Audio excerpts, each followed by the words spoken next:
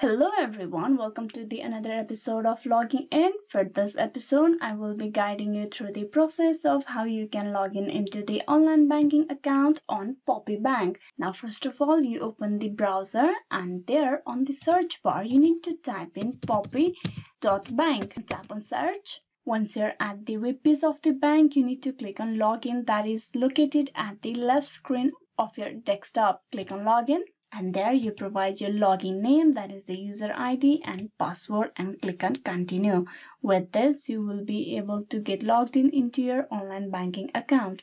But if you forgot your online banking account details, you can click on this link that is provided below, forgot username, forgot password. Now, if you click on forgot username, you will be directed to this page where you provide your email address, social security number, and you click on request username.